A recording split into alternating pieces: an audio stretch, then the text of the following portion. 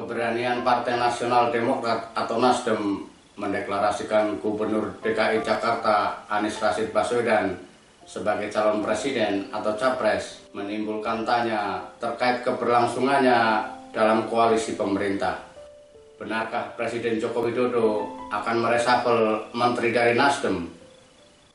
Sebelum membahasnya, ada baiknya kita pahami dulu arti koalisi. Menurut KBBI Online, koalisi berarti kerjasama antar beberapa partai untuk mendapatkan kelebihan suara di dalam parlemen. Kiranya perlu ditambahkan di sini, koalisi juga dibangun oleh tujuan yang sama dan dalam jangka waktu tertentu. Tidak mungkin terjalin koalisi antara dua atau lebih partai politik manakala saling berseberangan secara tujuan. Perbedaan ideologi bahkan bisa dipinggirkan manakala ada tujuan yang sama, semisal memenangkan kontestasi elektoral. Sebagai contoh, PDIP dan PKS berbeda secara ideologi meski masih sama-sama di dalam koridor Pancasila. Fakta menunjukkan dalam beberapa pemilihan kepala daerah atau pilkada, kedua partai ini berkoalisi untuk mengusung dan memenangkan calon kepala daerah yang sama. Dalam perspektif koalisi adalah kerjasama, maka hal itu juga bisa hanya untuk satu isu, tidak sebatas pada kontestasi elektoral. Bisa juga misalnya dalam pembahasan undang-undang di DPR yang membutuhkan voting karena adanya pro kontra. Partai sebagai induk anggota DPR kemudian mengambil alih dalam hal memutuskan kebijakan terkait undang-undang tersebut yang kemudian wajib dipatuhi kadernya di DPR. Pada tingkatan ini, bisa saja terjadi koalisi antara beberapa partai yang dalam frame besar berseberangan.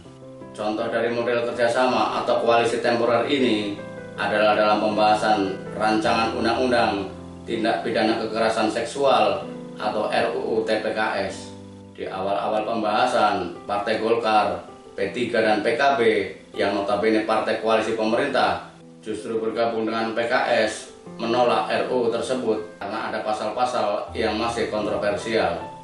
Sebaliknya, Partai Demokrat yang berada di luar istana justru mendukung bersama partai-partai pemerintah yakni PDIP, Gerindra, dan Nasdem. Antar partai itu kemudian melakukan lobi dan kerjasama di luar parlemen. Akhirnya, voting tidak lagi dilakukan di DPR.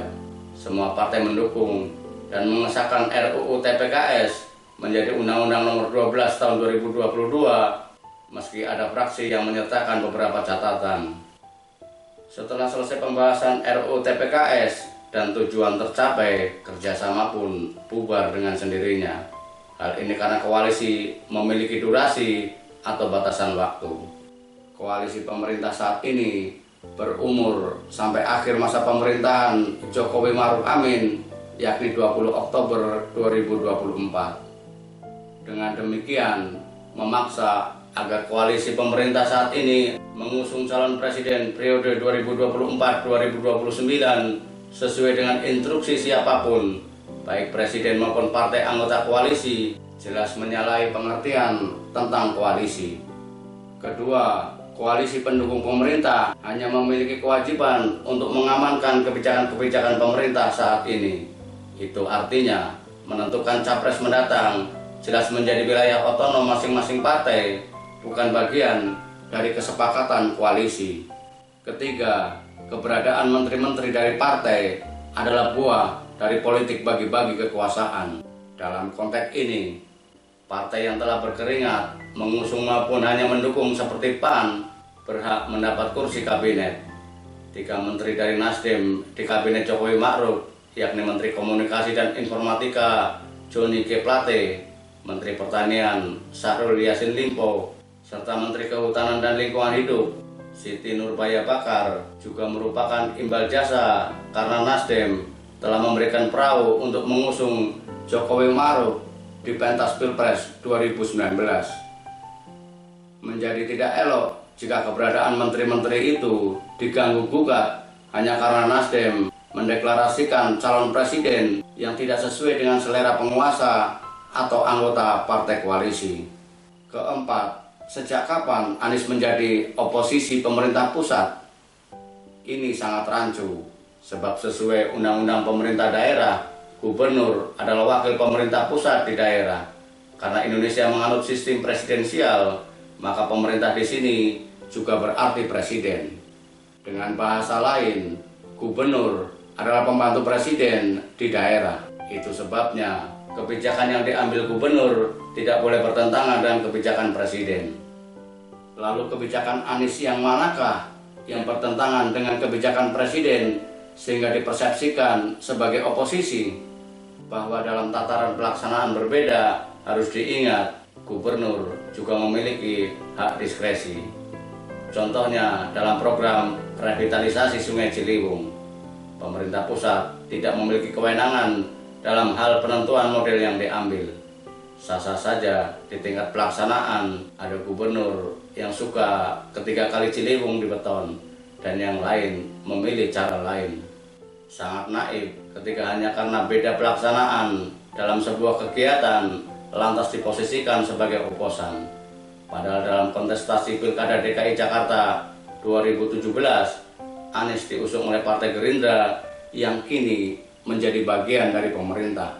Jangan-jangan asumsi oposisi hanya karena Anies tidak diusung dan didukung oleh PDIP dan kelompoknya.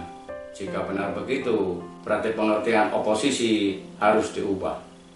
Kembali ke topik bahasan, apakah kursi Nasdem di kabinet akan dieliminasi? Jika melihat uraian di atas, maka tidak ada alasan bagi Presiden Jokowi untuk melakukan hal itu, sekalipun merupakan hak prerogatif.